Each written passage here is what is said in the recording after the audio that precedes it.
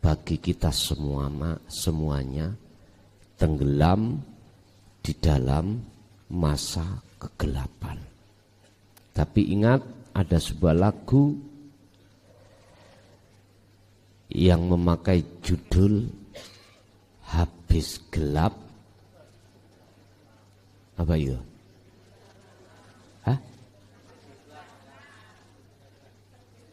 Habis gelap terbitlah terang. Ini mestinya harus kita lakukan seperti itu. Urusan kegelapan itu rohaniah kita A dengan si B kadang juga nggak sama.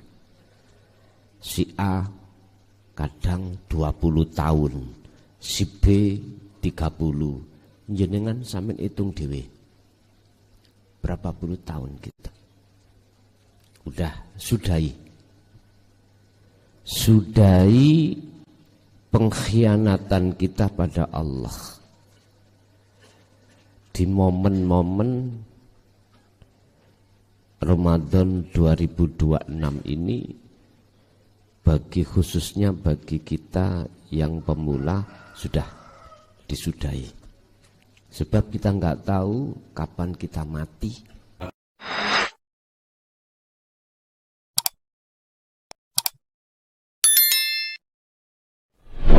Assalamualaikum warahmatullahi wabarakatuh.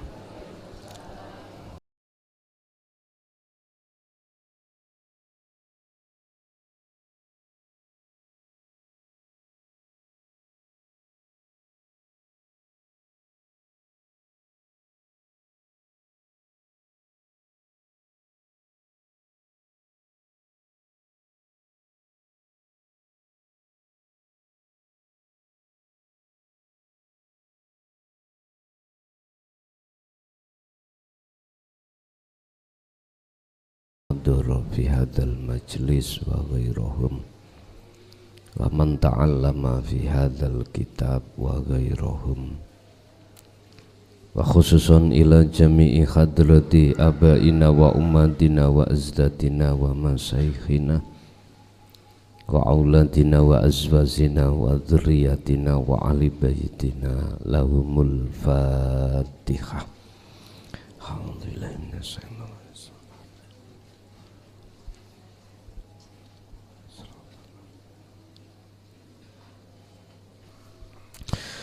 Bismillah, bismillahi alhamdulillah alladzi arsada qulubana ila ma'rifatil haqqi wal batil. Wassalatu wassalamu ala sayyidina Muhammadin wa ala alihi wa ashabihi wa man tabi'ahu bi ihsani ila yaumiddin. Asyhadu an la ilaha illallah wa asyhadu anna Muhammadan abduhu wa rasuluh. Allahumma salli wa sallim wa barik alaihi wa ala alihi wa ashabihi ajma'in, amma ba'd. Bapak Ibu hadirin jamaah rahimakumullah. Kita akan membahas keadaan hati yang gelap disebabkan karena proses kita sebagai manusia setelah kita mengalami kefitrahan hati, yaitu di ketika saat sebelum dan sesudah Allah meniupkan ruh terhadap jasad kita masing-masing sampai pada detik-detik masa baligh, itu masa kefitrahan. Lalu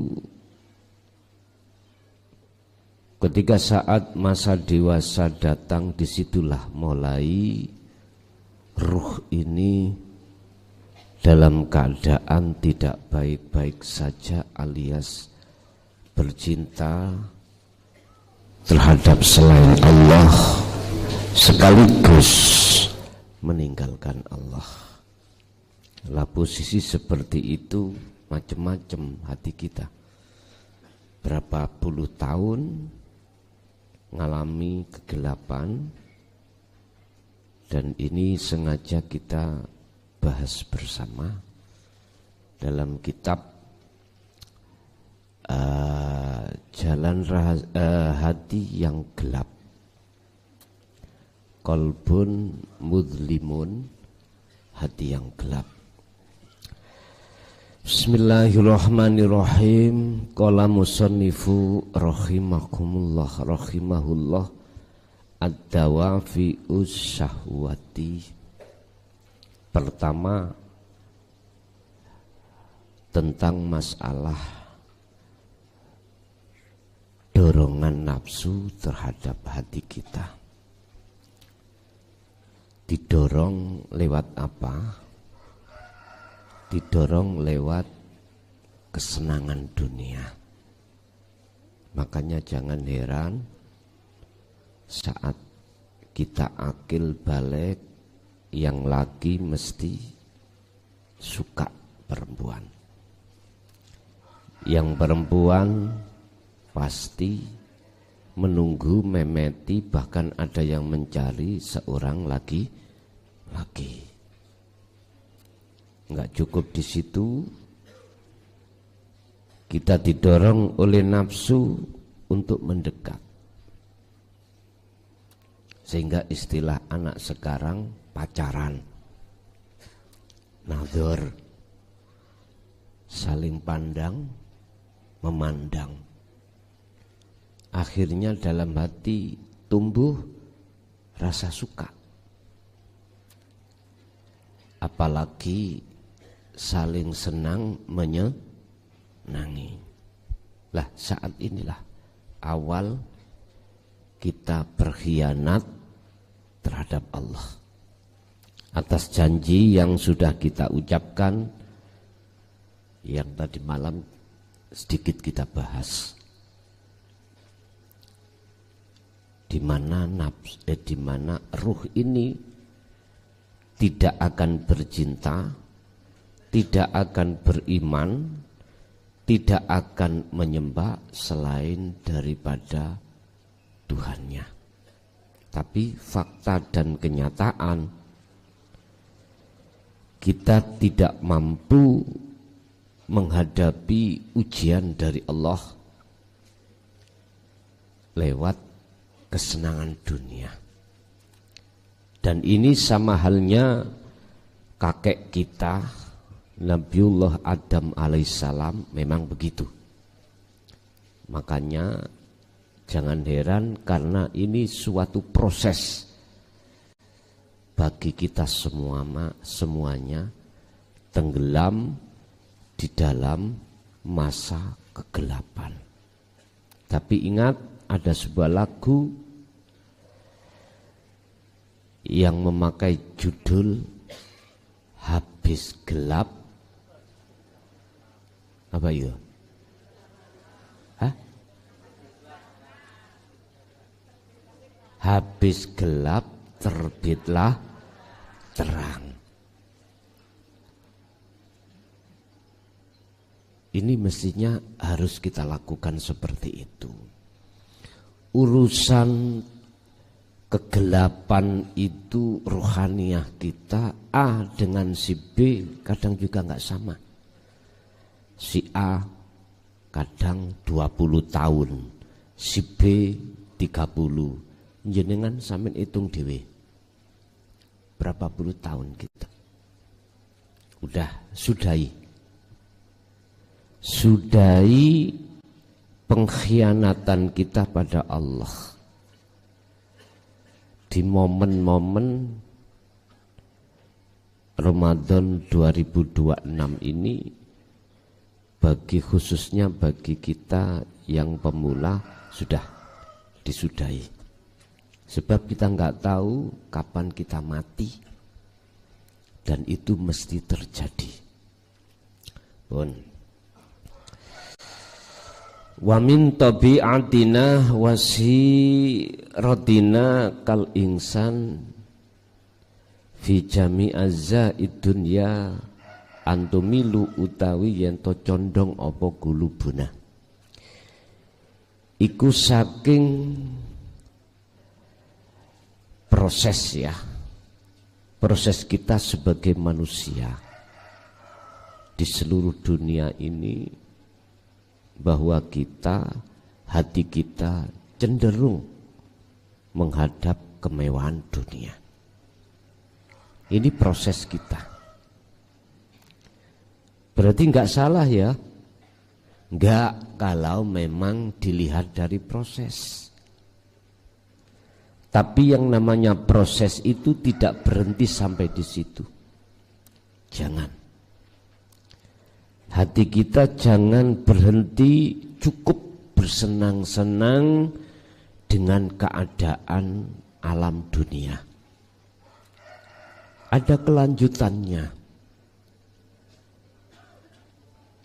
Kita harus juga memikirkan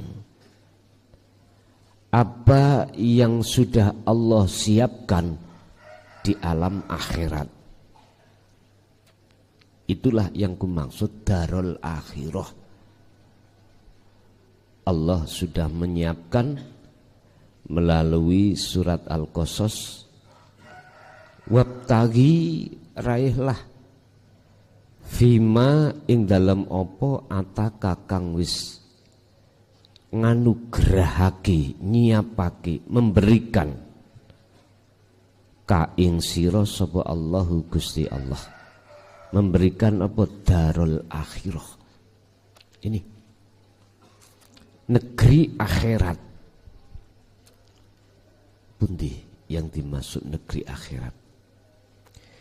Ini hanya bisa dilihat dan disaksikan sekaligus dimasuki hati yang sudah bebas dari sifat basariah.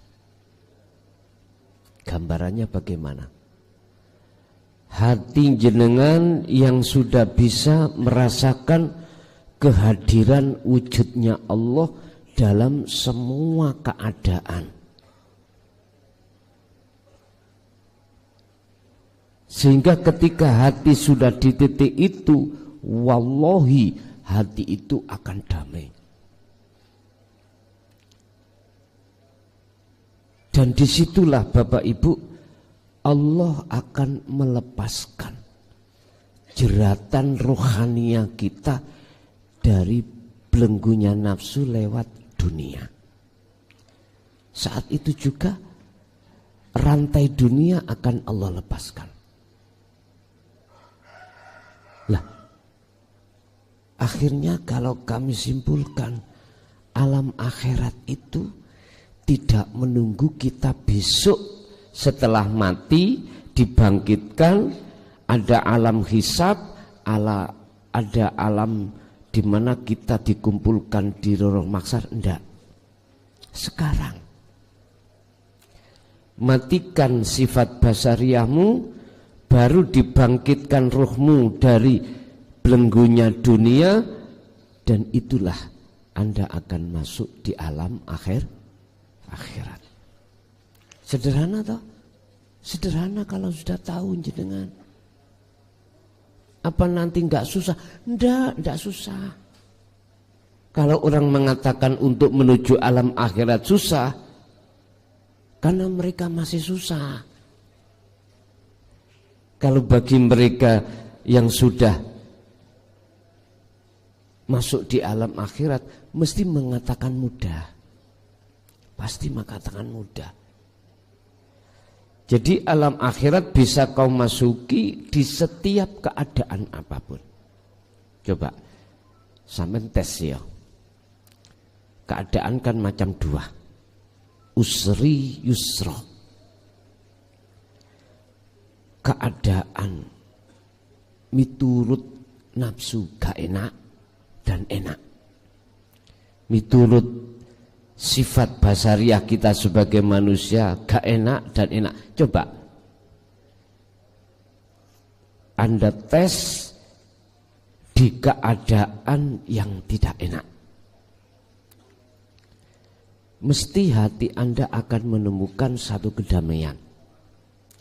Kalau sudah menemukan satu kedamaian, berarti itu tetanda hatimu dilepaskan Allah dari rantai dunia. Kuncinya cuma satu di situ. Fungsikan dzikir khofi atau dzikir sirul asrar, baru bisa nanti. Bon. Wal af'alu tatanawwa'u ila ma huwa jaizun masru'un. Berbagai cara yang harus kita lakukan, baik mulai yang dihalalkan maupun yang diharamkan. Jika tujuan itu belum terperoleh, seperti halnya kita misla tangkosil mawazin, apa? Nafsu mendorong kita itu untuk mencapai tujuan. Umpama kita diletakkan di dalam poksi kita berupa apa? Menjadi pedagang, mesti pikiran dan hati Anda bagaimana cara dagang aku itu berlaba besar. Sehingga ketika saat hati ini sudah kedorong oleh nafsu, sudah tidak dihitung hukum halal atau hukum haram. Ini kalau hati kedorong loh ya. Yang penting tujuan hasil. Apa tujuan? Orang dagang berarti harus berlaba. Kalau bisa berlaba yang besar. Atau kita sebagai pejabat, bagaimana modal kita masuk jabatan lekas kembali. Berarti harus berani korupsi. Harus berani. Anda harus berani menipu. Loh, ini hati yang kedorong oleh nafsu memang begitu. Sehingga semua apa pekerjaan kita itu hitungannya bek murtabek, jual beli atau judi. Bisa dikatakan judi. Kita kerja, bayarannya berapa? Katakanlah 150. Kita taruhkan tenaga kita. Ini sama dengan judi. Hakikatnya kalau syariatnya enggak. Kita mengharapkan dengan taruhan tenaga kita, hati mengharapkan 150. Ini sama halnya dengan kita taruhan pada Allah. Ini yang dimaksud judi. Secara hakikat. Judi kita. Mohon maaf ya, kita sholat. Kita taruhkan waktu dan tenaga dengan harapan kita dapat surga, dapat pahala. Harapan kita. Mohon maaf, hakikat tasawuf mengatakan ini sama halnya dengan judi. Menaruhkan sesuatu di mata Allah.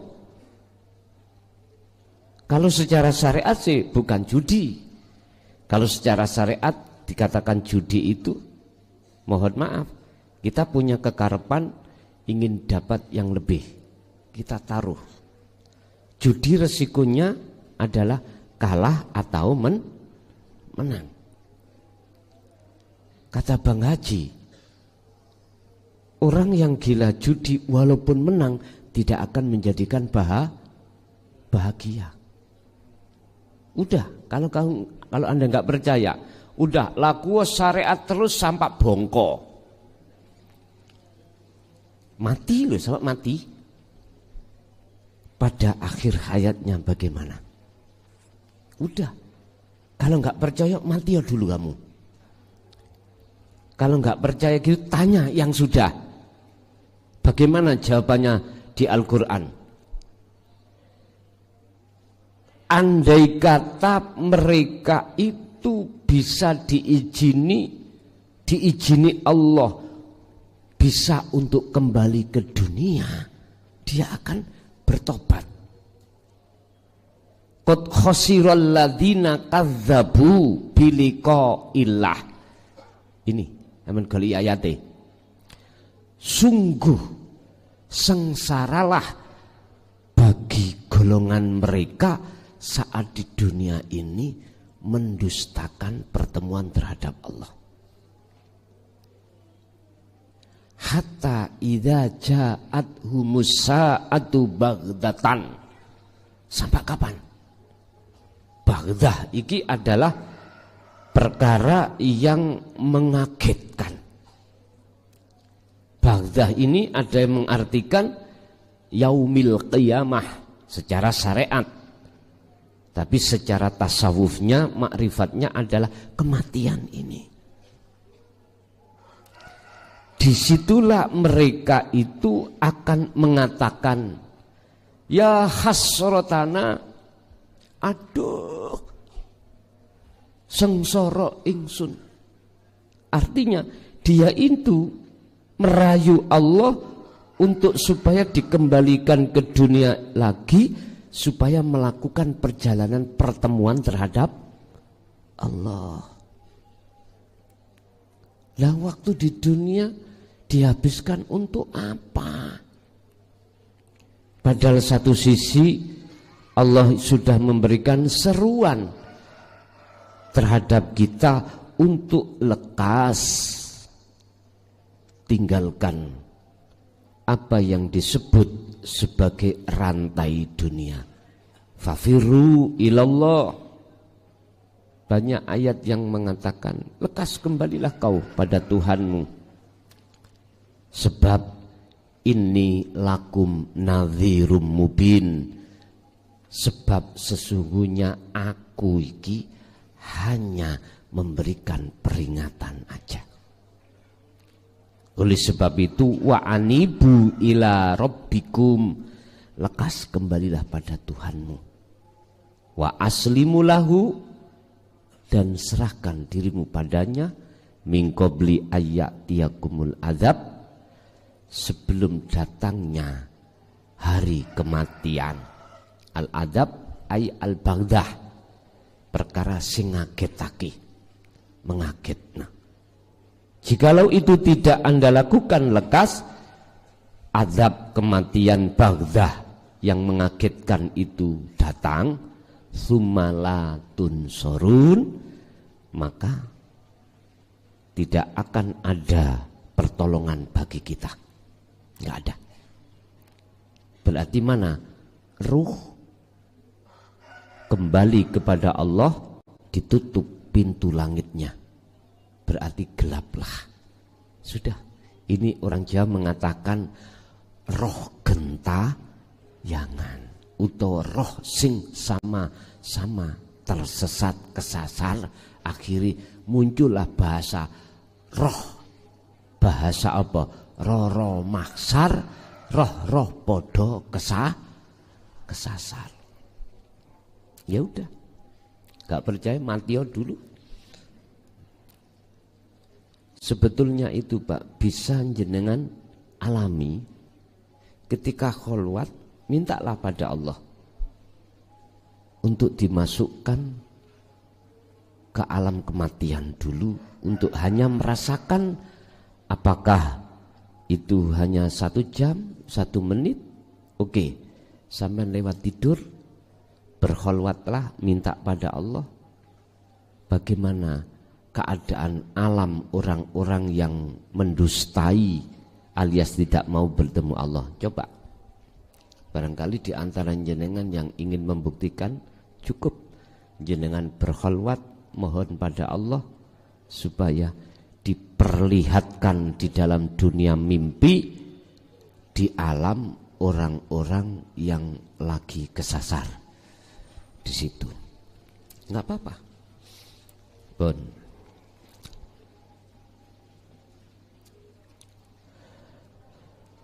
Orang-orang yang hatinya sudah kedorong oleh nafsu sehingga condongnya hati itu terhadap kesenangan dunia, maka Allah sudah berfirman di dalam surah Al-Qasas ayat 77 yang sudah kami jelaskan tadi, wabtaghi fima ataqallah darul akhirah wala tansa nasibaka lan ojo nglalekake sira nasibaka ing bagian ira minat dunya, berupa apa?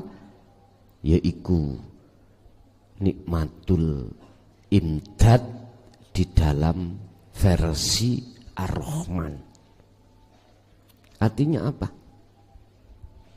Anda ditaruh di dunia ini berhadapan langsung dengan nikmatul imdad yang berupa Ar-Rahman. Istri, suami, anak, ekonomi, udah. Apa yang Allah berikan di hadapan Anda yang urusan dunia, maksudnya di situ jangan kau tinggalkan. Artinya ruhaniamu temui Allah di saat nikmat Rahman ini jenengan hadapi. Berarti jenengan tidak hanya membawa hukum syariat, akan tetapi juga roh membawa hukum hakikat. Baru selaras. Jasmani Anda berkomunikasi pada dunia atau makhluk, tapi ruhani Anda berkomunikasi hanya pada Allah. Lagi-lagi kuncinya dzikir lagi. Kuncinya ada di dzikir. Wa aksin lan agawe bagus sira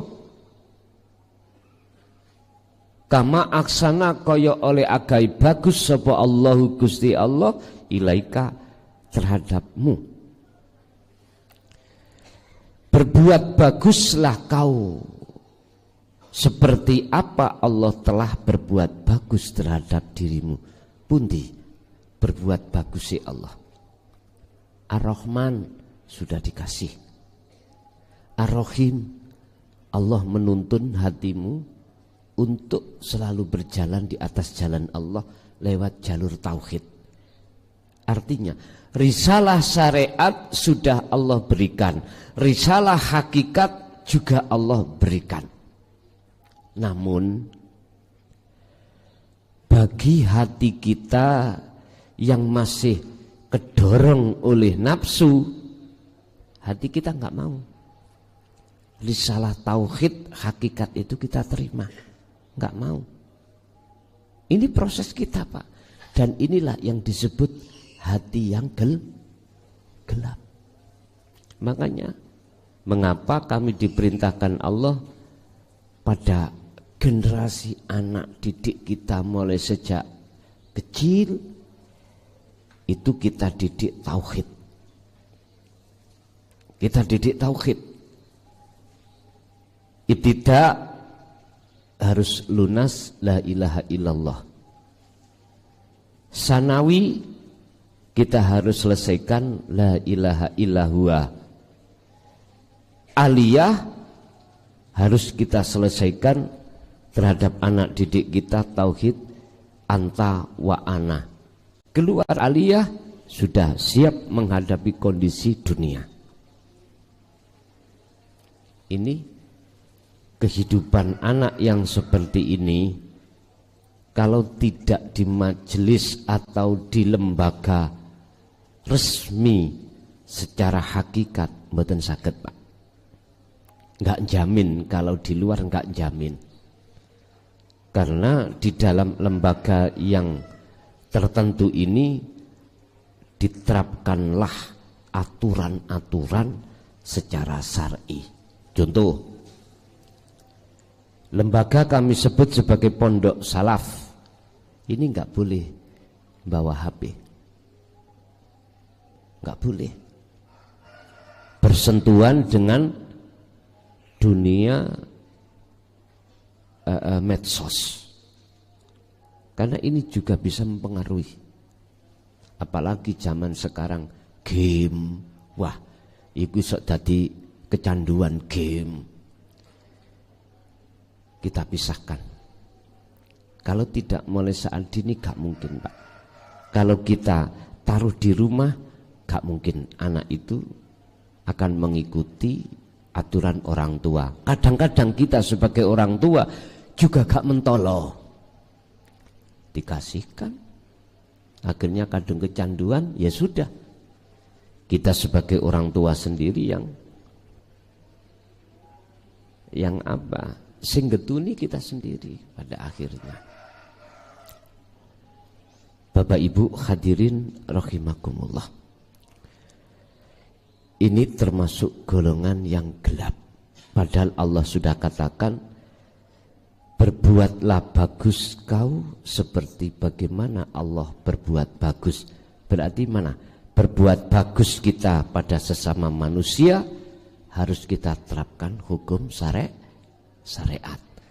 Lah berbuat bagus kita pada Allah berarti ruhaniyah harus kita terapkan akidah di dalam tauhidiyah ini.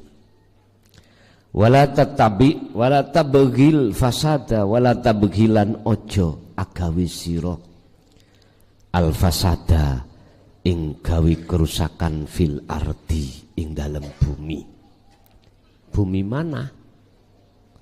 Kalau syariat nggih bumi niki dunia. Kalau hakikat bumi mana? Fil ardi itu menunjukkan arti tempat, hati. Apa perbuatan fasad kerusakan kita hati?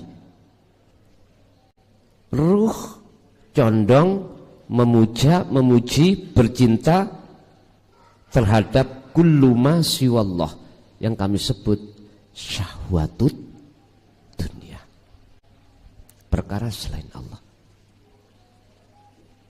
Nyun sewu, kita sudah bersuami beristri, kadang-kadang ini ke hati yang gelap. Kita bicara hati yang gelap.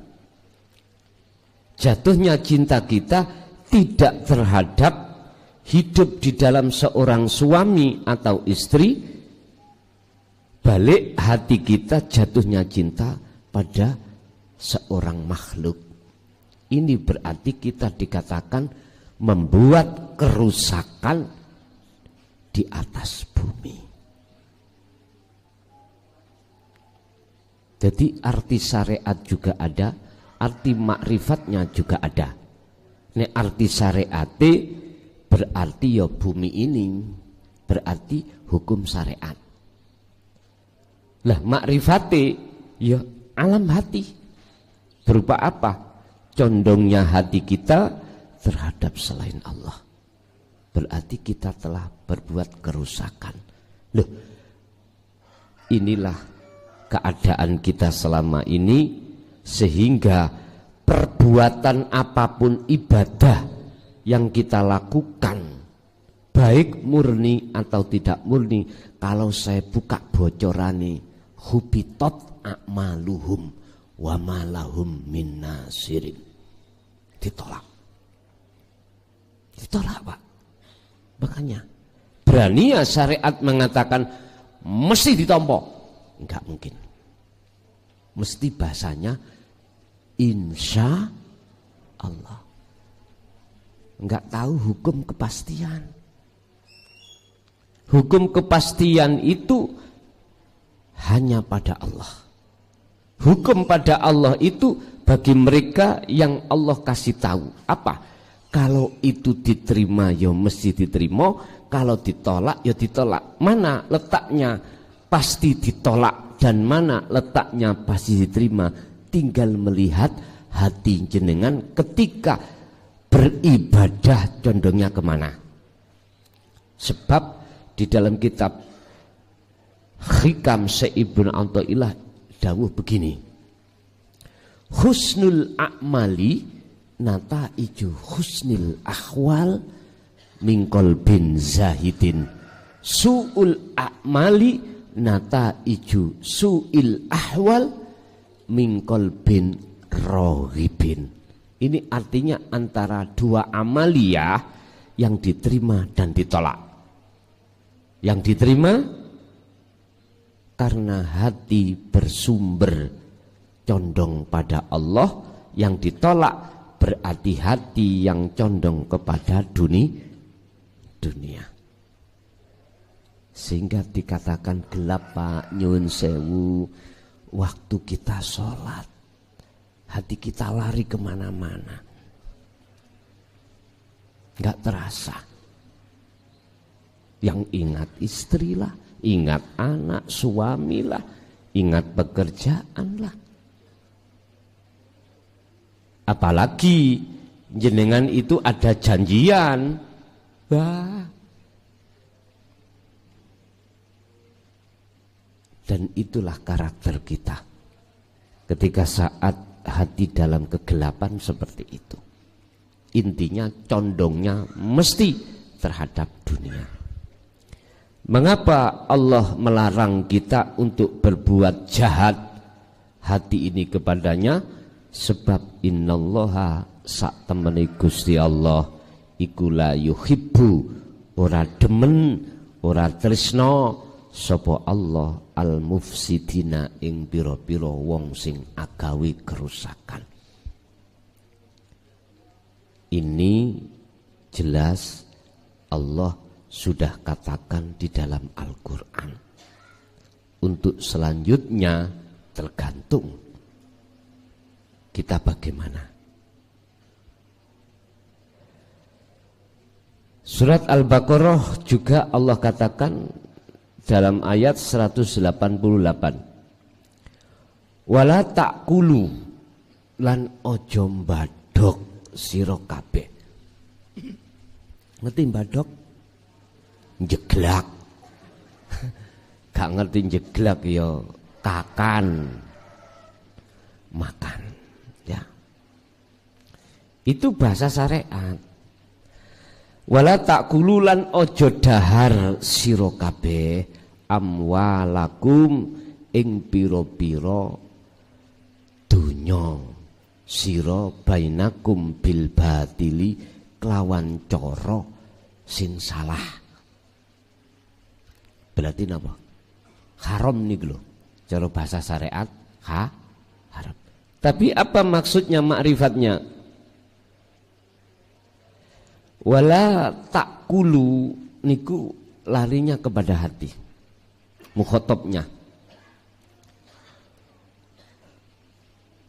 Wahai hati,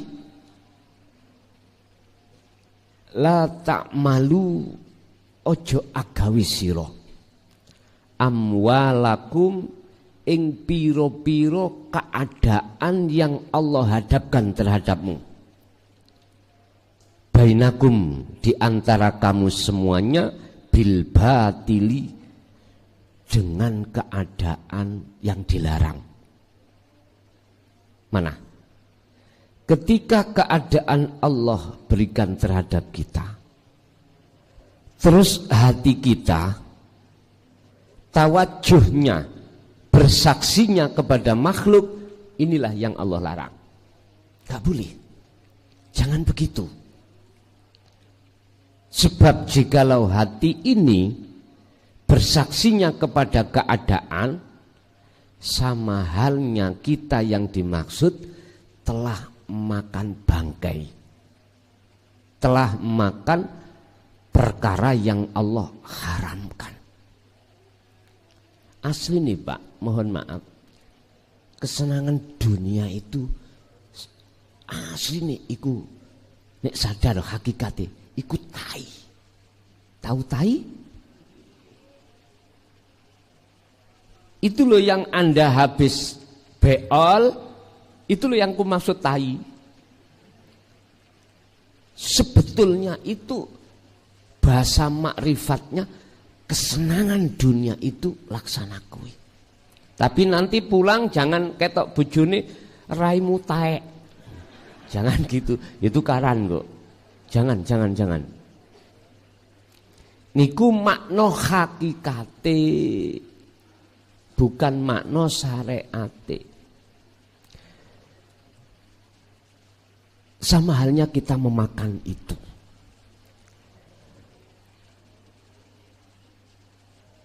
Wa tadlu biha ilal hukami litakulu fariqam min amwalin nas bil ithmi wa antum ta'lamun. Dan atau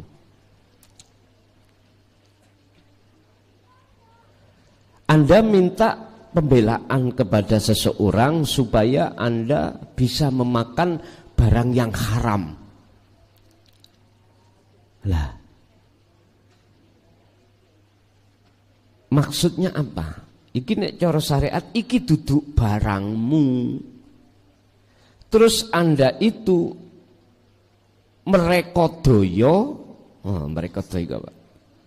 merekayasa bagaimana ini akan jadi barangmu. Bahasa syariat ngomongke iki barange wong liya, tapi Anda klaim barangmu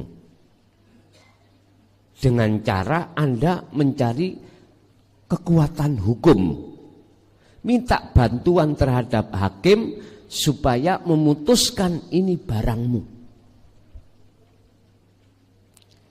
Allah dawuh jangan begitu. Kau memakan yang bukan barangmu, yang itu barang orang lain, dengan cara kamu itu bil ismi, dengan cara jalan yang Allah larang. Padahal wa antum ta'lamun, Anda tahu itu bukan milikmu. Satu contoh, jenengan beli tanah pada seseorang ahli waris. Udah. Masalah harga sudah deal. Pembayaran sudah deal. Tapi belum tanda tangan. Uang sudah Anda terima. Terus Anda sudah menyerahkan uang di muka sang pemilik. Ketika saat sudah terima uang, proses mutasi di PPAT atau di notaris, bulet ae yang jual, bulet. Akhirnya proses ini dari sengketa. Secara undang-undang agama, akad qabul ya, ijab qabul itu sudah terjadi. Baik yang membeli maupun yang menjual sudah tahu kalau ini barang bukan milik penjual, sudah jadi pemiliknya adalah pembeli. Cuman secara legalitas belum ada kekuatan hukum. Legal standingnya dari si pembeli belum mendapatkan. Loh, ini loh, terus Anda merekodoyo minta bantuan pada hakim untuk menyatakan ini masih milikmu. Ya menang kamu. Karena proses mutasi belum selesai, si atas nama Anda. Loh, Anda itu sudah ngerti mbok, yo jangan gitu, iki syariate. Lah hakikatnya bagaimana? Bapak Ibu, ruh itu makanannya apa? Jasad itu makanannya apa? Sudah jelas, jasad kita makan sesuai dengan apa makanannya jasad. Sedangkan makanannya ruh hanya satu, menyembah. Menyembah hanya kepada Allah lewat status takwa panjenengan. Jikalau hati ruh tidak melakukan hal ini, alias ruh ini bersukaria terhadap kesenangan dunia, berarti ruh ini telah memakan yang bukan barangnya. Kata Allah, jangan begitu. Itu makna ma'rifatnya ayat ini seperti itu. Berarti bukan sekedar yang dimaksud ayat ini arti secara syariatnya saja ndak, akan tapi juga secara hakikatnya. Berhubung Bapak Ibu kita masih tergolong hati yang gelap, maka siapapun hati kita, apapun status kita, pasti terus-menerus roh itu memakan yang bukan makanannya roh. Justru roh itu memakan kesenangan dunia. Ini yang kita alami selama ini.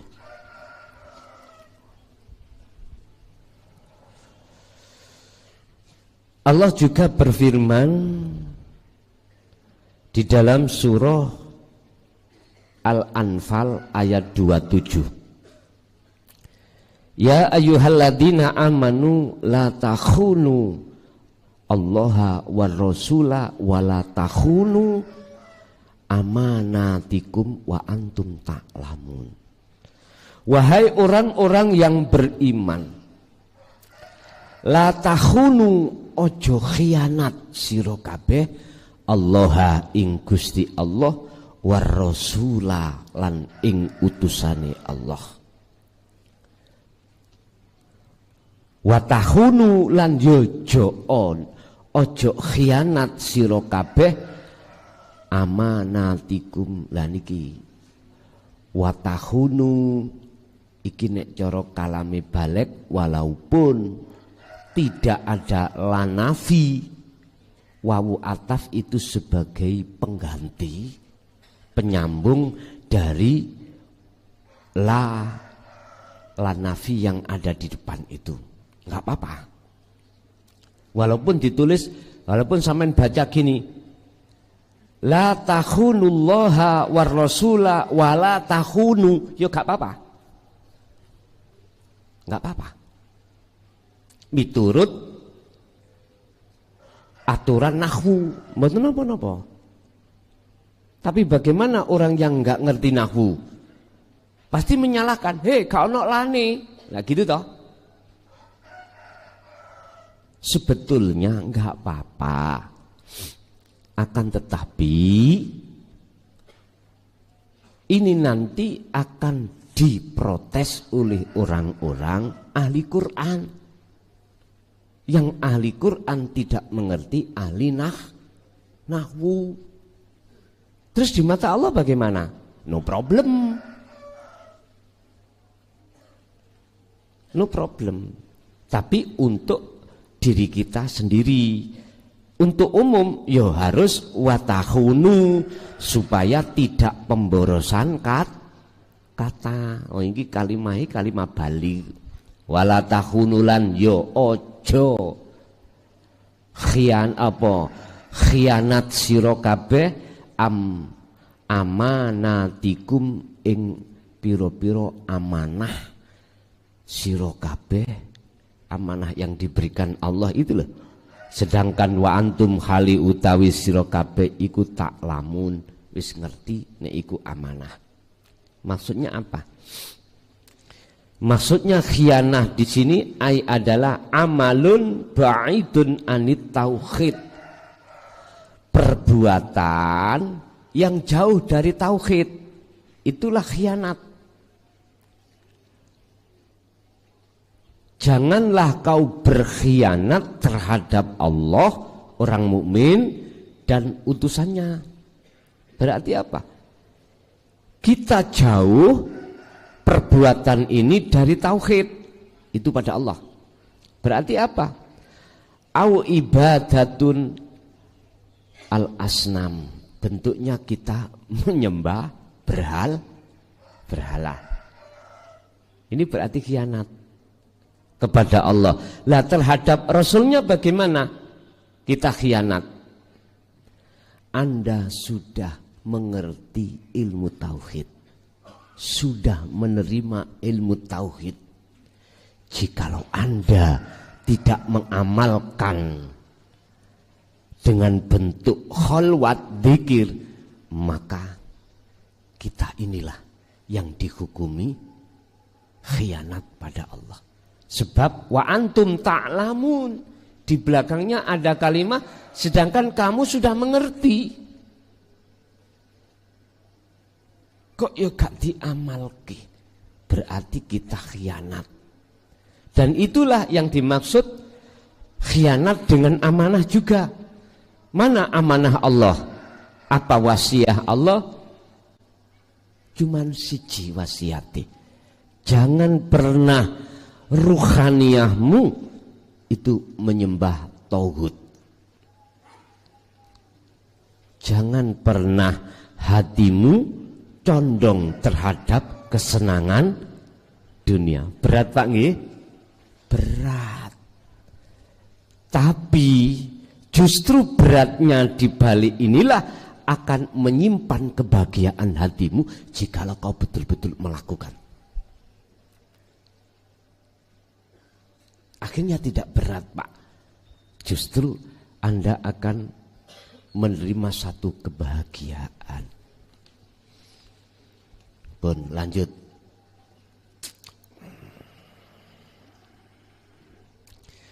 Innahu sebab sak temene kelakuan iku bisa babi rohbatil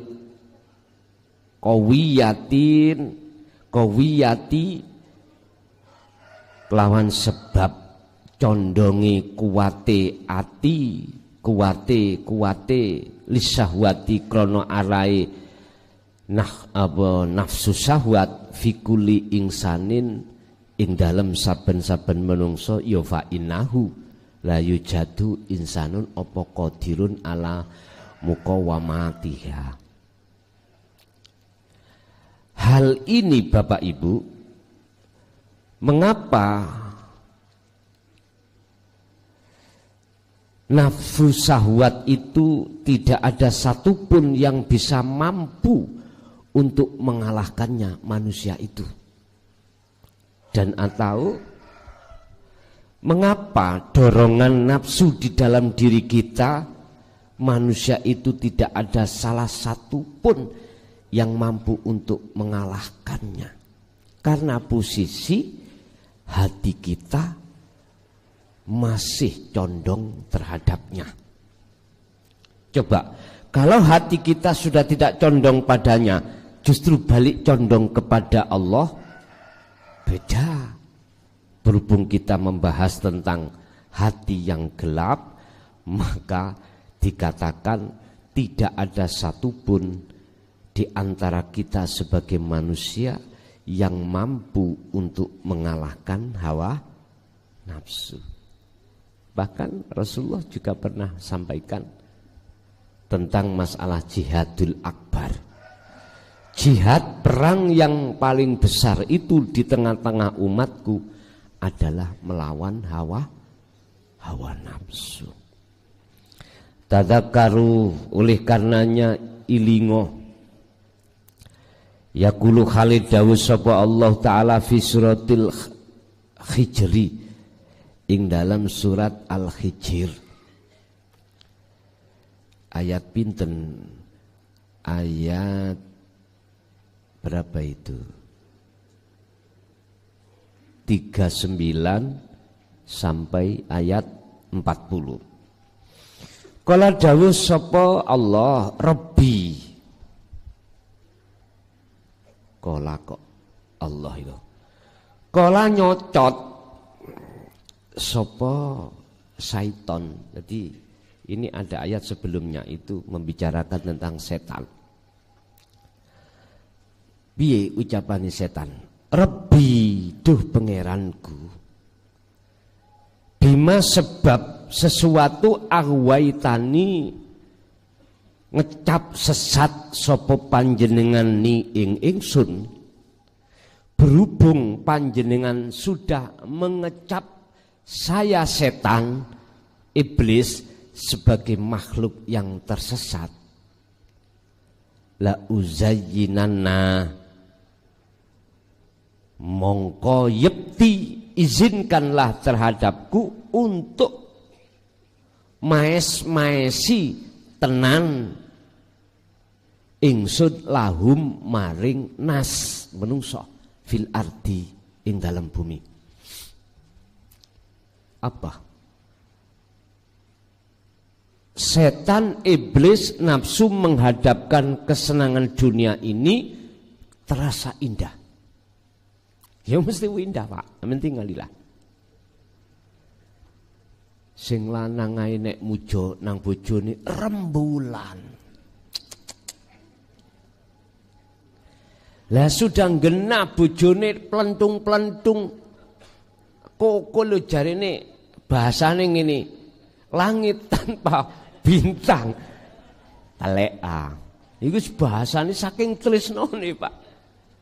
Mas ibuke mujo nang ngene Pak ngono waktu gendaan biyen. Ya Allah. Dunia terasa milik kita berdua. Bahasa la uzayyinanna, ini iblis nafsu menjadikan dunia itu terasa indah dan seakan-akan kekal, Pak. Bagi hati kita yang masih gelap memang begitu. Wes pokoknya tidak ada sesuatu yang menggiurkan kecuali kesenangan dunia. Makanya jangan heran jenengan yang belum nikah pingin lekas nikah, yang belum punya pacar pingin lekas punya pacar. Kadang-kadang anak kita yang belum kepingin, justru kita sendiri sebagai orang tua, nduk kamu iku wis umur selawe, wis umur 30, konco-konco kamu sudah nikah kabeh, ndang kapan?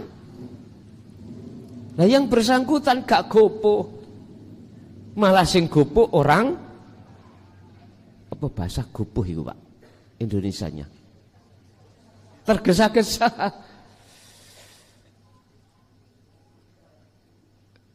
Kadang-kadang prosesi Gusti Allah menjauhkan jodohnya.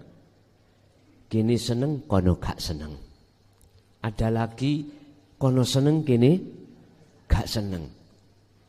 Kadang-kadang podo senengi oleh karena orang tua iku hitung-hitungan ketemu selawe buyar. Akhirnya anak sudah suka sama suka menyanyi nasib anak kos. Hati nasib wis gak enak. Akhirnya wis macem-macem pikirnya anak, wis gak rapi-rapi wis sampaan. Kadang-kadang ngoten. Aduh Pak nyun sewu. Golongan kita yang tergolongan hati yang gelap itu memang apapun bentuknya kesenangan dunia itu pasti jadi Tuhan kita. Oke, sudah dikasih Allah pacar, oke, ingin nikah, sudah kasih Allah istri, jadi suami istri. Oke, apa? Kita gak berhenti minta. Ya Allah kasih anak, keturunan. Dikasih Allah, oke, dikasih. Apa selanjutnya? Ya Allah berikanlah kami kecukupan, sandang, pangan, papan. Dikasih Allah Pak semuanya. Gak cukup. Kita itu semakin kita meminum air lautan, tidak kita terasa puas, malah dahaga. Semakin dunia kesenangan itu kita raih, tidak menjadikan kita puas, akan tapi kurang dan kurang. Itulah tanda hati kalau posisinya dalam gelap gulita. Siapapun kita lah Pak. Yang punya pondok, punya santri, apa? Minta yang banyak, santri yang banyak. Oke, sudah dikasih banyaknya berapa? Dulu ada hanya 10, sekarang minta 100. Enak BE kalau 100, dikasih 100. Akhirnya dibuka lahan ini masih banyak. Enak BE 1000, kasih 1000. Enggak ada habisnya Pak. Keinginan kita untuk kesenangan nafsu itu enggak ada habisnya. Nyun sewu. Di tengah-tengah thariqah kita juga begitu. Sampak-sampak kita berani menyuruh khalifah, kembangkan, cari pengikut yang banyak. Ngomong enggak, aku tadi khalifah tahu Yohan. Kau sebut, apa tugas saya dari mursyid? Kelas, cari pengikut yang banyak. Masukkan thariqah ini. Siap. Nah. Siap tok aku. Ya Allah. Kita kalau masih terus-menerus seperti itu, kegelapan hati kita, ingat Pak, enggak ada selesainya. Allah katakan, alhaakumut takatsur. Hatimu akan lalai terhadap Tuhanmu tatkala hatimu terus bermegah-megah dengan dunia. Santri ikut dunia loh Pak. Pengaruh ikut dunia. Pengikut ikut dunia. Dan itu yang Allah larang ruhaniyah untuk melakukan kesengseman yang itu. Berhubung kita bicara hati yang buta, hati yang gelap, maka siapapun kita pasti seperti itu. Sampai kapan? Nas Allah mengatakan hatta zultumul maqabir, sampai mati. Ya udah, berpikirlah Anda, jangan gila dengan pengikut-pengikut banyak, jangan. Bukan perkaranya Allah melarang pengikut banyak, pujaan banyak, bukan. Yang Allah larang adalah ketika datangnya hal tersebut menjadikan penghalang hatimu terhadap Allah. Ini hanya berlaku bagi golongan kita, hati kita yang masih kelebu hati yang gelap.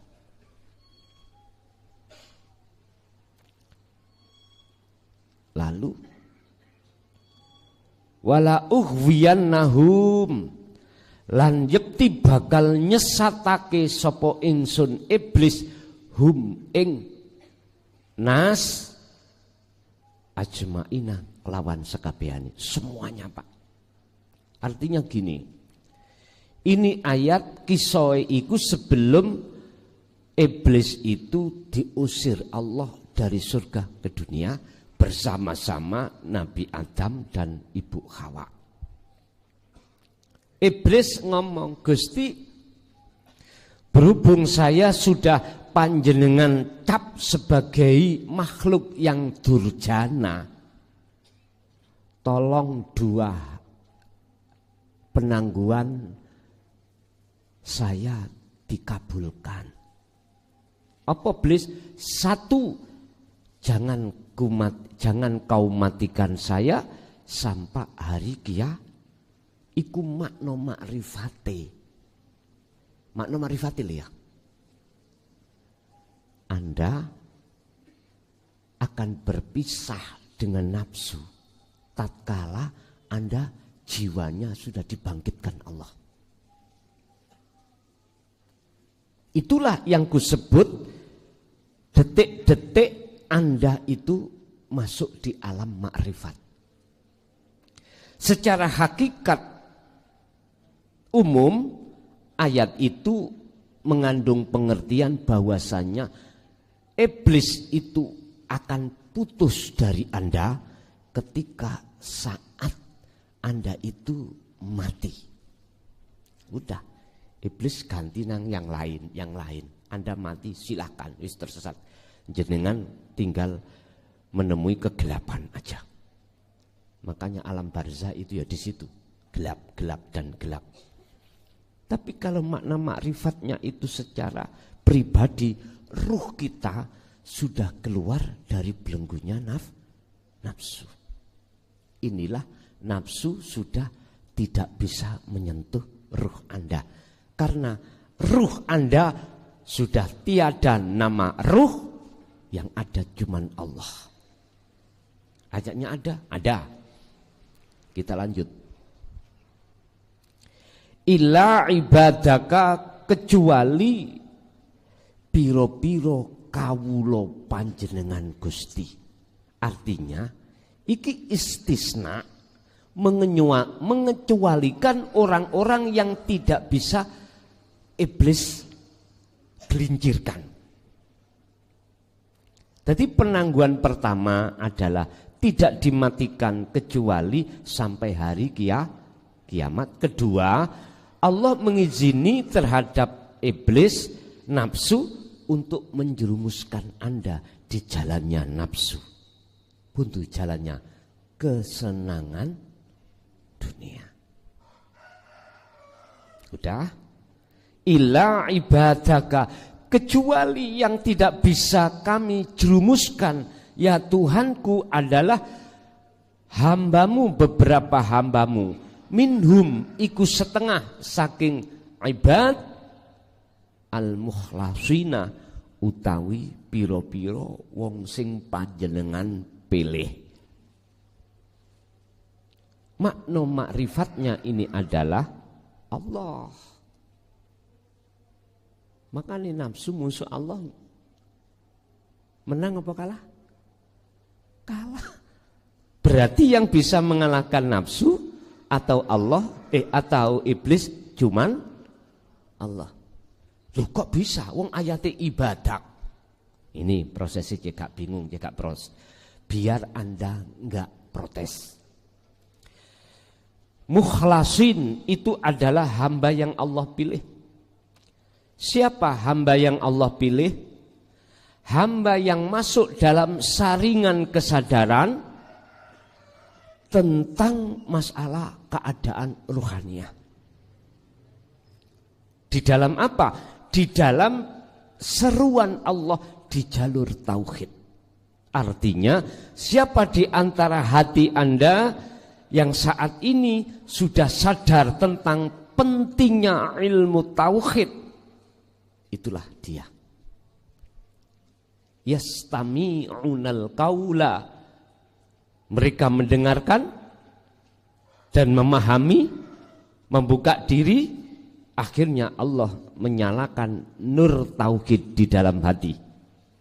Lalu fayattabi'una aksanahu, orang itu melaksanakan ilmu itu, akhirnya jadilah nur tauhid menjadi nur ma'rifat. Kalau nur ma'rifat itu menyala, selain Allah kan tiada.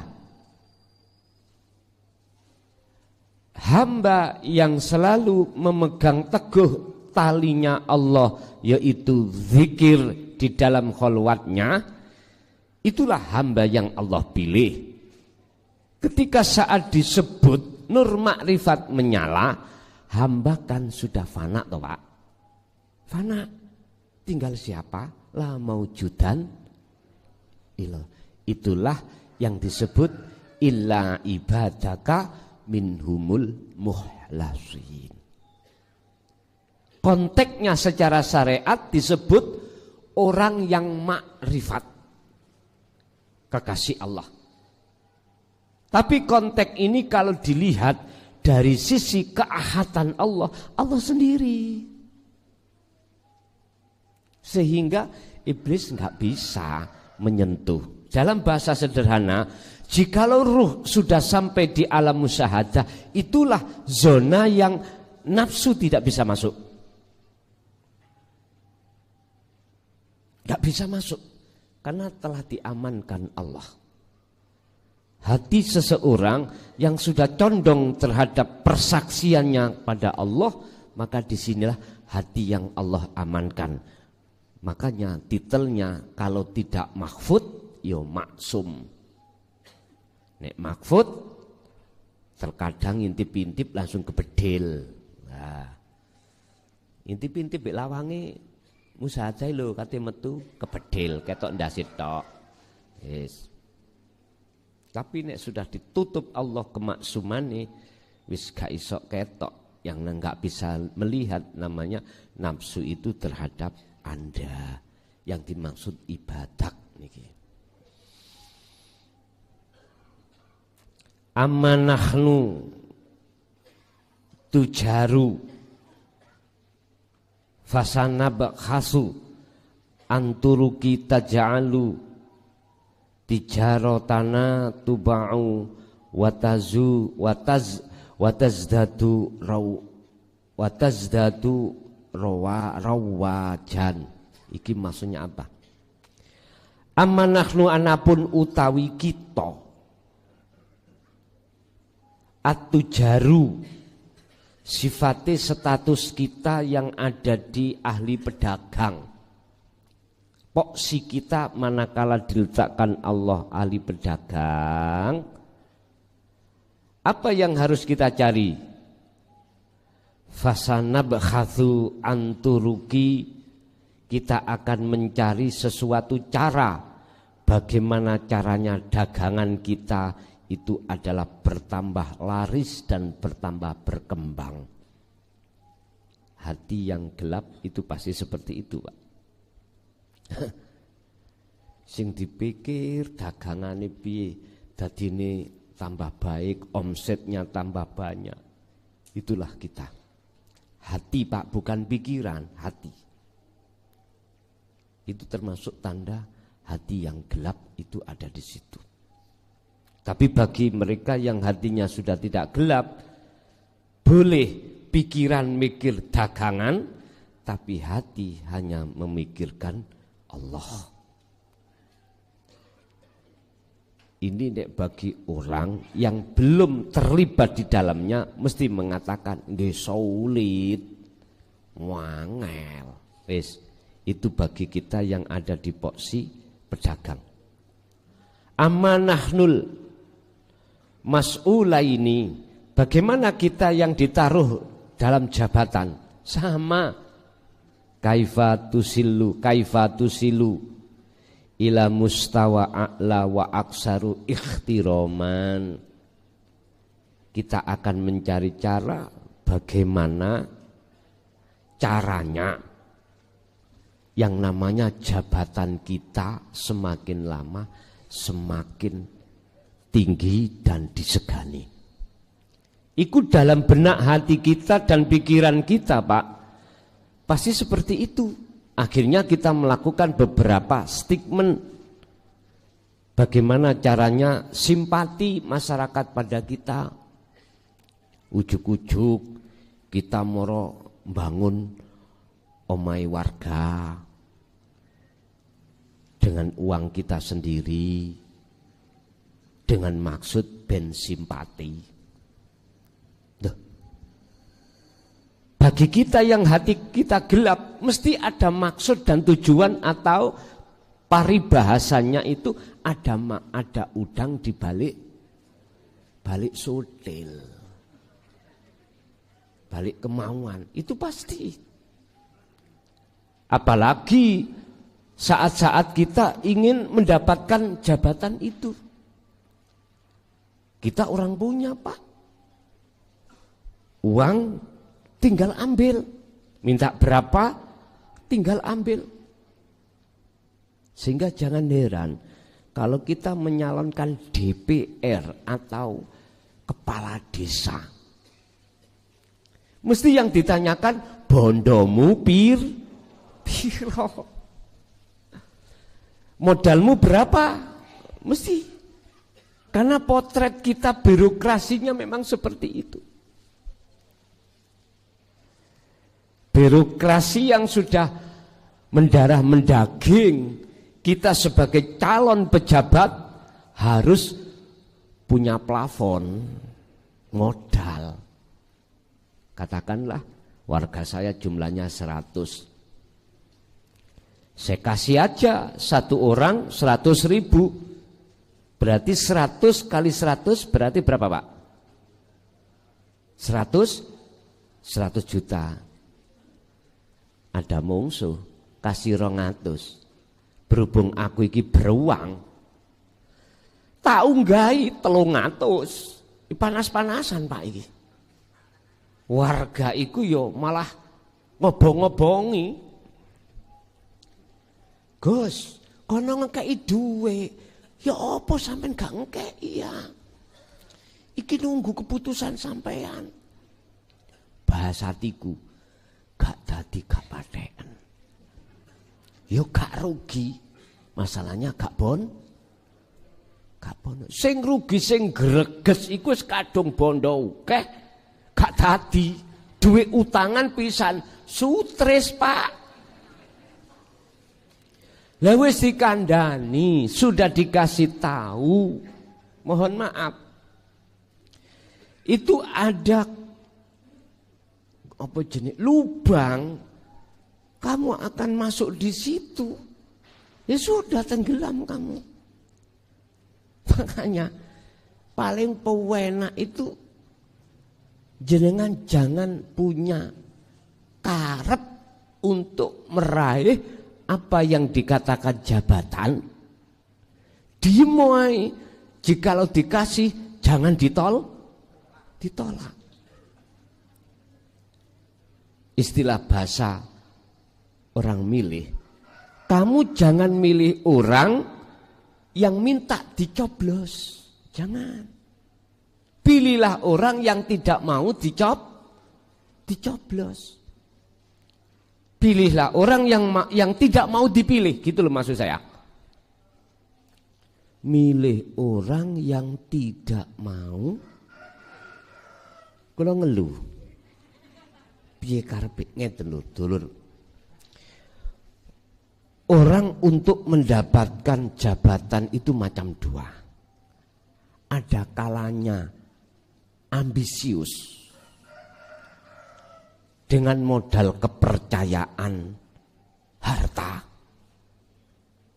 dan kepercayaan tim yang disuruh. Satu, ada orang yang mendapatkan jabatan dengan tidak ada modal ambisius, hanya berdasarkan dukungan dari masyarakat. Duh, mesti ketika dalam pimpinan ini, Pak, nyuwun sewu, proses kepimpinan ini nanti proses berarti pencalonan, mesti sing mempeng iku adalah sing ambisius. Itu pasti. Berbagai cara dia lakukan untuk mendapatkan hal itu. Kata orang umumnya, lebih baik malu kalah uang daripada kalah malu, gitu loh. Lebih baik kalah uang daripada kalah malu. Kalah kemaluan. Nah, betul loh.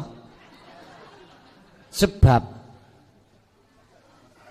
prinsip orang ini ego yang di depan. Tapi yang kedua beda. Andai kata memang terjadi yang kedua ini gak jadi, gak rugi, Pak. Secara materi gak rugi karena tidak bondo. Loh, gak beban, Pak. Makanya inilah yang ku maksud. Pilihlah orang yang tidak mau dipilih. Maksudnya orang yang tidak ada ambisius untuk jadi pimpinan. Ngapunten. Orang yang ambisius katakanlah menang dengan modalkan 500 juta. Pasti dia akan ketika saat menjabat ingin mengembalikan modal. Dengan cara apa? Gaji gak nutut. Wis macem-macem. Berhubung saya sebagai kepala desa pasti banyak proyek, Pak. Ketika saat saya tender, mana tender yang mau memberikan komisi kepadaku, itu yang kupilih.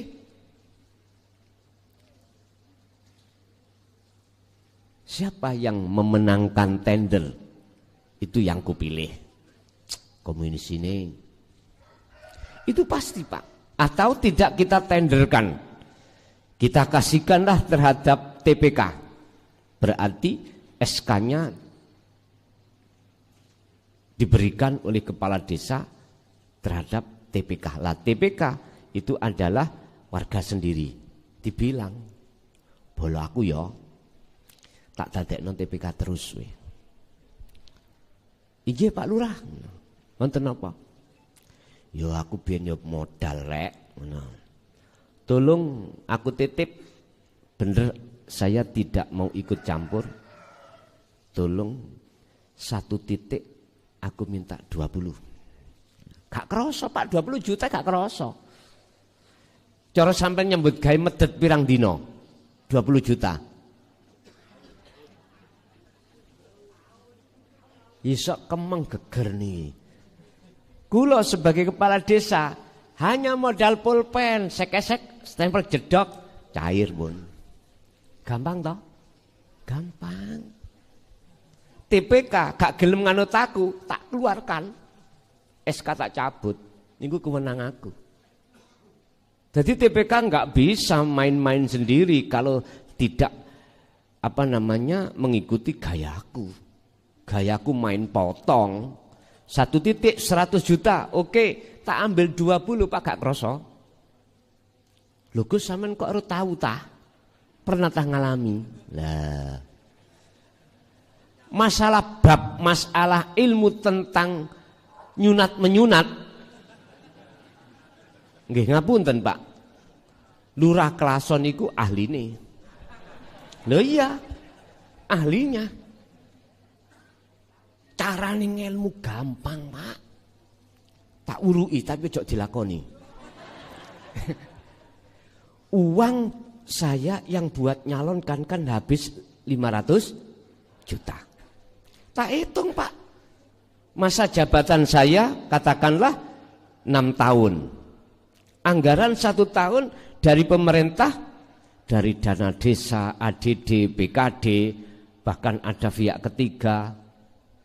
Tak hitung Pak. Nutut agak. Berapa titik ini? Saya musrembang dengan seluruh jajaran pemerintah desa. Wis, berapa titik? Ini anggarannya yang sudah diplafon itu hampir 2 miliar. Dihitung-hitung akhirnya ketemu 10 titik. 1 titik katakanlah 150 juta. Mohon maaf, urusan til ngotil 20 juta takok Lurah Klason. Lu tenan, carane ngene. Kan ini bersinggungan dengan galangan toh Pak. Galangan diancam. Wis tak jokok semenmu 1 bal reganono. Berikan saya harga 40.000. Tapi tulisan di nota 50.000. TPK kata kasih tahu. Tenaga kerja yang di lapangan enggak kasih tahu. Yang tahu saya dengan galangan. Kwitansi yang diterima oleh TPK tercatat 1 balnya itu 50.000. Oke.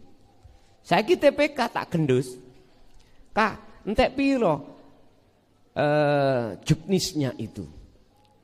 Oh, materiale semen niku anu Pak Kades 100 juta. 100 bal. Wis, awakmu nganut aku apa gak pingin tak kerjakno terus? Oh nggih, kula golek kerjaan kok. Lah mesti ngoten nggih. Wis. Tolong aku titip khusus kanggo Lurah Klason ya misalnya. Ojo diwenehi 100 bal. Pinten Pak Lurah? Cek gak nemen ketorone. Yus kek ono 80. Sing 20 nggon aku. Ini wis paham. TPK paham Pak. Niki tak wuruki tapi ojo lakoni. Sampeyan biar tahu.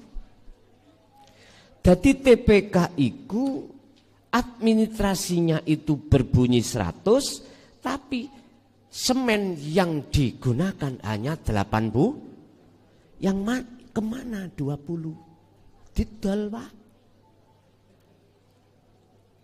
Didol. Artinya tak kembalikan kepada si galangan. Saya ngomong si galangan tukun panggah 40. Badi toh kalangan ini, badi 10. Lah, disitulah Pak, cara salah satunya mencari celah-celah. Belum lagi koral, belum lagi semen, pasirnya, belum lagi besinya, di total, cepet balik modal 500 juta. Tapi tolong jangan ditiru. Jangan Pak, tenan jangan. Mudah sekali. Sekarang pertanyaannya, salahkah kepala desa itu? Tidak, sing salah kita sendiri sebagai warga. Mana letaknya salah? Ketika Anda dibeli dengan harga uang berapa tadi? 150, itu bukan uang si calonnya, tapi uangmu sendiri. Disunatlah lewat anggaran modal 500, tapi kita nggak sadar.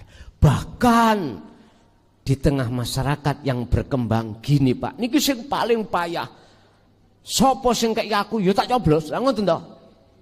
Matamu ngono ah. Kuwi ora ngerti nek dhuwitmu dhewe iku, tapi dihapusi. Paham maksud kula? Kita nggak sadar Pak, kalau dibeli anggaran kita, hak kita 1 tahun dari pemerintah pusat disunat. Muring-muring sampean ngamuo. Masalah kula nggih lurah. Iki sebuah contoh yang tidak boleh ditiru. Cuman siapapun kita, kalau hati kita kegolong hati gelap, pasti seperti itu. Ngoten lho maksude. Mohon.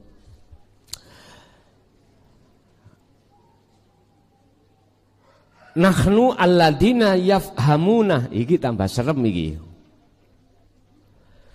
Wa bihadzal ma'lumatil lati taj'aluha alatan kaifa taj'alun nas. Golongan kita yang dijatuhkan Allah, ditempatkan Allah di poksi, mohon maaf, menjadi orang yang dihormati sebab ilmu. Dengan ilmu itu kita jadikan bagaimana cara masyarakat semakin menghormati dan menganggap kita itu adalah orang yang punya karomah dan orang yang punya kehormatan. Wah, hati-hati Pak. Ini tipu daya setan sing luwih alus. Sampak kita sendiri tertipu olehnya. Disebabkan apa? Disebabkan karena kita itu tidak dididik ilmu tauhid, dan atau kita sudah dididik tapi tidak mau menerima. Makanya jangan kau salahkan masyarakat Indonesia pribumi iku dulu tertipu dengan baju jubah, ketipu dengan serban, ketipu dengan status yang mengaku-ngaku dzurriyyah Rasul. Sing salah iku imame dhewe. Jangan salahkan golongan pribumi. Kita sebagai masyarakat, mengapa tidak mau mendidik tauhidnya? Coba kalau dididik tauhidnya, nggak mungkin akan tertipu Pak. Kita dengan moleknya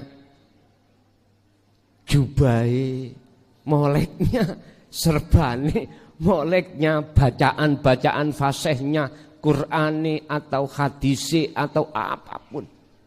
Mohon maaf, kalau bahasa syariate gak kira wong pribumi iku ketipu bujuk rayune orang yang bukan pribumi yang mengaku-ngaku dzurriyyah Kanjeng Nabi.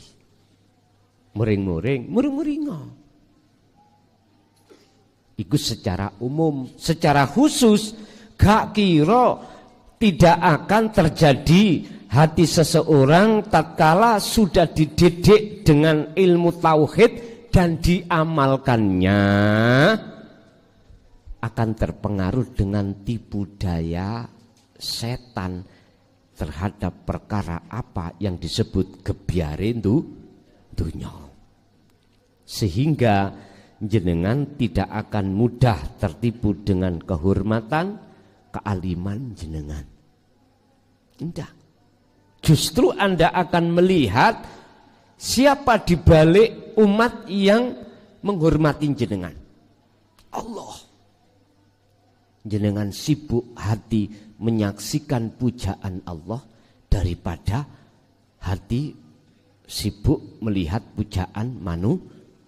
Berhubung kita membahas golongan hati yang gelap, maka otomatis kita jatuh pada orang-orang yang gila dengan pujaan orang lain.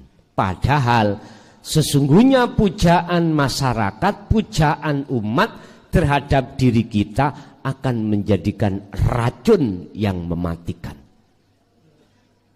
Maksudnya racun yang mematikan iman kita, Pak. Iman yang kepada Allah dedel duel, akhirnya jatuhnya kita pada makhluk. Dan ini tidak akan terjadi terhadap hati yang sudah berdasarkan nur tauhid dan nur makrifat. Sudah tidak berlaku. Makanya bahasa Gus Dur, ojo gampang kena ambek gebyare dunya. Maksudnya ada di situ sebetulnya. Enggak bisa, Pak, kita itu tidak terpengaruh, enggak bisa, pasti siapapun kita akan terpengaruh. Enggak bisa enggak bisa mengelak kita. Kalau posisi kita hati dalam keadaan gelap gulita. Kesimpulannya adalah dalam bab masalah dorongan nafsu di sini, dunia berupa suami, istri, anak, harta benda. Disebut sebagai golongan hati yang gelap tatkala persaksiane hati hanya pada makhluk ini. Sampai kapan? Ya sampai kesadaran itu datang. Kalau enggak sadar, sampai matilah itu terjadi.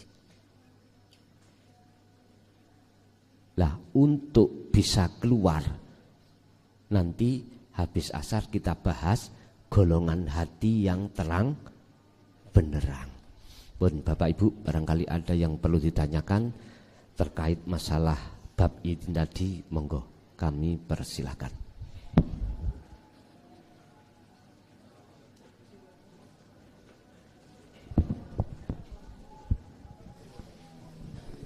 Assalamualaikum warahmatullahi wabarakatuh. Nuwun sewu Kiai, dalem saking Bandung. Naminipun Senen karena lahirnya hari Senin, tapi tambah Miharjo, jadi Senen Miharjo. Nuwun sewu Gus, dalem dari saking Bandung. Badhe curhat nih karena dalam selama 14 tahun kasih mimpi, tapi 3 mimpi niku sami mimpine ngaten. Karena gaduh masalah ngaten nggih. Kenging tanggungan bank sebulan teh bayar 9 doso. Maju ngaten ngantos 130. Dalam kula lah sampun pasrahkan mawon ke Allah. Dados kula mboten saged mikirin artos niku. Dados kula mboten mikirin pripun carane mados artos ngaten. Sampun kula pasrahkan datang anak gitu. Yeah. Kan anak kula sing yang dados waline ngaten kan kula pun sepuh dados atas nama anak ngaten. Dados kula pasrahkan ke anak. Dados selama 14 tahun dalam mboten ngertos nicile sebulan pinten ngaten. Pun kula lupakan ngaten selama 12 tahun. Nanging kula dikasih mimpi tiga kali tapi sami mimpine kula dados supir bis bolak-balik tapi selamat ngatan 3 kali ngatan.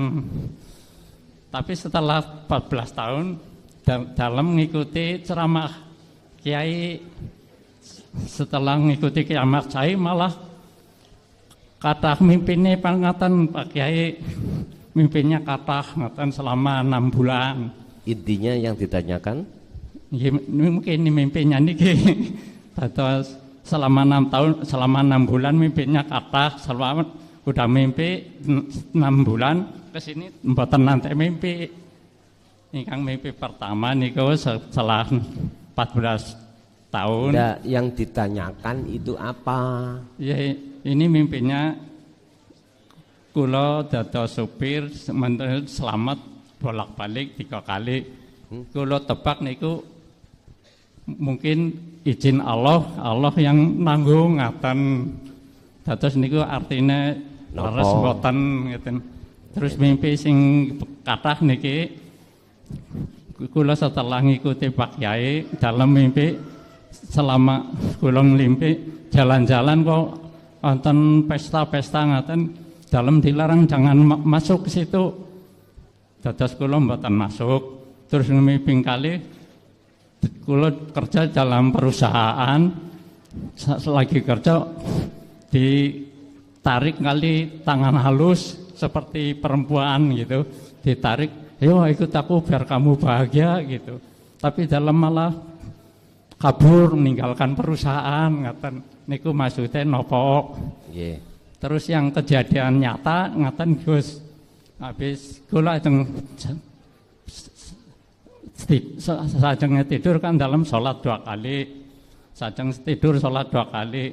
Mimpinya mboten mimpi sini langsung ajeng tidur sepertos ditarik niku nafase sepertos ilang sekedap ngaten. Terus enten lagi ngaten. Terus kejadian ping kali habis sholat kula ajeng tidur artinya seprot ditusuk ngaten. Kados muter-muter niku sembuh malih ngaten. Terus enten malih niki. Pun kebanyakan Pak. Setunggal malih niki. Adik mimpi-mimpi toh. Ini setunggal malih. Mengenai niki kula ajeng buang air besar, wonten sing ngatakan suku dukasi enten harus 3 kali ngaten. Harus 3 kali gitu.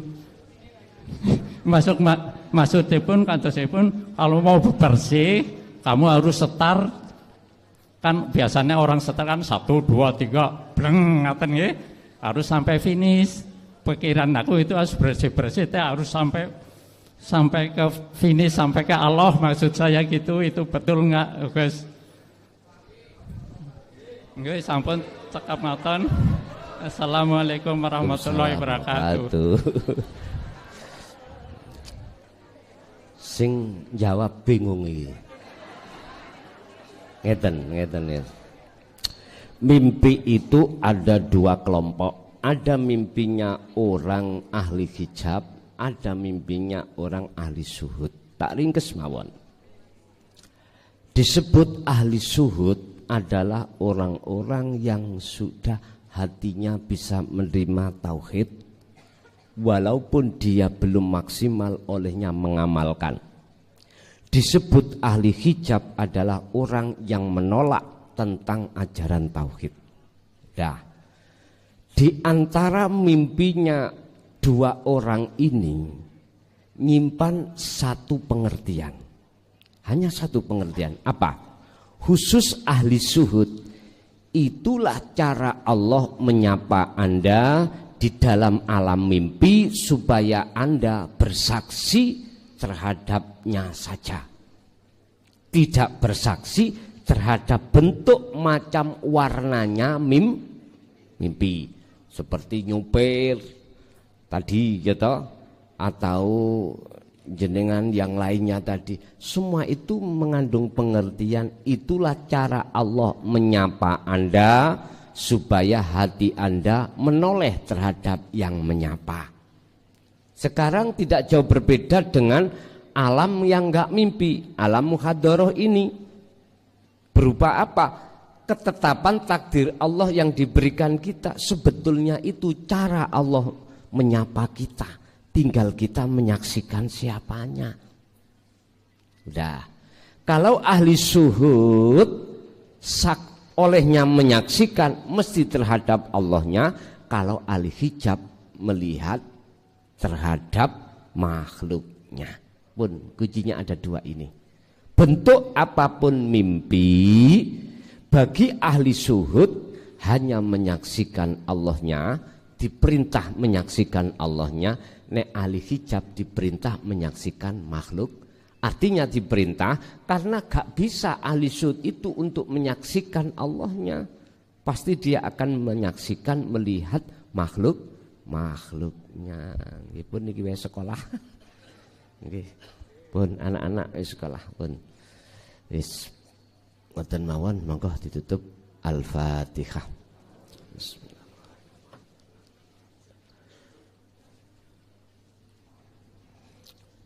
Akhirul kalam, assalamualaikum warahmatullahi wabarakatuh.